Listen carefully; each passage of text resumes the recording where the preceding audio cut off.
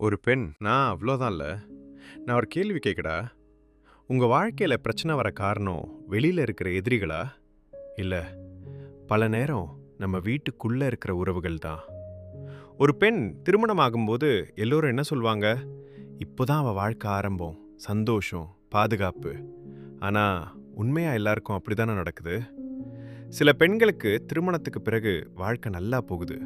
ஆனால் சில பெண்களுக்கு மெதுவாக சிரிப்பு குறையும், பேசுறது குறையும். பிறகு ஒரு நாள் அவளே மாறிட்டான்னு சொல்லுவாங்க. அவ மாறல, அவ உடைஞ்சு போயிருக்கா. ஏன் தெரியுமா? அவளை அதிகமாக பாதிக்கிறவர் யாரோ தெரியுமா? அவ அதிகமாக நம்புற மனிதர் தான். இதைத்தான் 2000 வருடங்களுக்கு முன்னாடியே சாணக்கியர் கவனிச்சார். அவர் கணவனை கெட்டவன்னு சொல்லல, ஆனா ஒரு உண்மை சொன்னார். அறிவு இல்லாத அன்பு மனிதரை அடிமையாக்கும். அதனால தான் அவர் பெண்கள் உடையாமல் இருக்க 7 விதிகள் சொல்றார். முதல் விதி, யாரையும் முழுசா நம்பாத. இதை கேட்டோட சிலர் கேட்பீங்க, அடா கணவனையும் நம்பக்கூடாதா? சாணக்கியர் சொல்றது அதுவல்ல. நம்பிக்கை வேண்டும், ஆனா கண்மூடி நம்பிக்கை வேண்டாம். திருமணத்துக்கு பிறகு ஒரு பெண் ஒரு பெரிய தவறு பண்ணுவா. தன்னோட சந்தோஷம், மன அமைதி, எதிர்காலம் எல்லாத்தையும் ஒரே மனிதரிடம் ஒப்படைச்சிடுவா. ஒரு நாள் அவர் கோபத்துல பேசுற ஒரு வார்த்தை கூட அவளுக்கு தாங்க முடியாது. ஏன் தெரியுமா? அவ வாழ்க்கையே அவர் மேல வச்சிருக்கா. அதனால சாணக்கியர் சொல்றார், உன் மன அமைதிய ஒரே மனிதரிடம் கட்டி போடாத. இரண்டாவது விதி, மரியாதை இல்லாத அன்பு. அன்பு அல்ல. நான் ஒரு கேள்வி கேட்கிறேன். கத்துறது, அவமதிப்பது, மற்றவர்களோட ஒப்பிடுறது, இது அன்பா? பல பெண்கள் என்ன நினைப்பாங்க தெரியுமா? சரி, குடும்பத்துக்காக சகிச்சுக்கலாமே. அதைத்தான் சாணக்கியர் எச்சரிக்கிறார். அவர் சொல்றார், அவமானத்தை அமைதியா ஏற்றுக்கொள்ளும் இடத்தில் அன்பு நீடிக்காது. அமைதியா இருப்பது நல்லது, ஆனா தாழ்ந்திருப்பது நல்லதில்லை. மூன்றாவது விதி, பணம் ஏன் முக்கியம்? இப்போ நீங்க நினைப்பீங்க, இது குடும்ப விஷயம், பணம் எங்கிருந்து வந்துச்சு? அதுக்குத்தான் சாணக்கியர் ஒரு கஷ்டமான உண்மை சொல்றார். பணமும் இல்லாதவரின் வார்த்தைக்கு மதிப்பு குறையும்.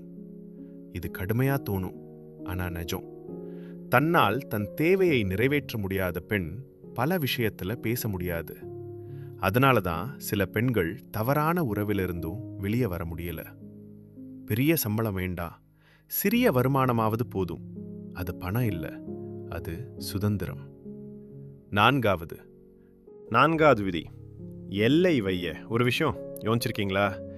எப்போதும் கிடைக்கிறவங்க தான் அதிகமா மதிக்கப்பட மாட்டாங்க. எப்போதும் சம்மதிக்கிறவங்க தான் அதிகமா காயப்படுவாங்க.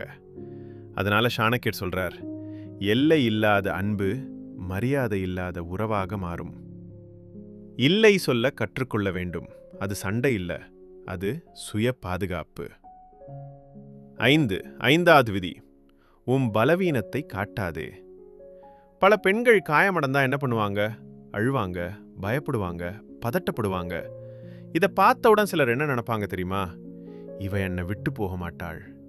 அதனால சாணக்கியர் சொல்றார், உன் உணர்ச்சியை கட்டுப்படுத்துபவன் தான் வலிமையானவன். அமைதியா இருக்கும் மனிதரை யாராலும் எளிதில் காயப்படுத்த முடியாது. ஆறாவது விதி, எல்லாத்தையும் சகிக்காதே. இது ரொம்ப முக்கியம். நம்ம சமூகம் பெண்களுக்கு போதிப்பது என்ன? குடும்பத்துக்காக சகி. ஆனா சாணக்கியர் வேற மாதிரி சொல்றார்.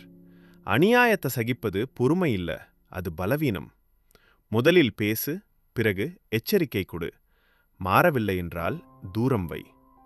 சில நேரங்களில் தூரம்தான் மனிதர்களுக்கு மதிப்பை கற்றுத்தரும். கடைசி விதி, உன்னை நீ மதிக்க கற்றுக்கொள். இது எல்லாவற்றிலும் பெரிய விதி. நீ உன்னை மதிக்கவில்லை என்றால் யாரும் உன்னை மதிக்க மாட்டார்கள். உன் மகிழ்ச்சி ஒரே மனிதரிடம் இருக்கக்கூடாது. உன் வாழ்க்கை உன் கையில் இருக்கணும். அதனால சாணக்கியர் சொல்ல வருவது ஒரே ஒரு விஷயம், தன்னம்பிக்கை உள்ள பெண்ணை யாராலும் உடைக்க முடியாது. இது கணவனை எதிரியாக காட்டுவதற்காக இல்லை, ஆனா யாராக இருந்தாலும் தவறான நடத்தை இருந்தால் அதை அமைதியா ஏற்கக்கூடாது என்பதற்காக. ஒரு நல்ல உறவு அன்பால மட்டும் இல்ல, மரியாதையால தான் நீடிக்கும். இந்த வீடியோ உங்களுக்கு பயனுள்ளதா இருந்தா இப்பவே சப்ஸ்கிரைப் பண்ணுங்க, லைக் பண்ணி ஷேர் பண்ணுங்க.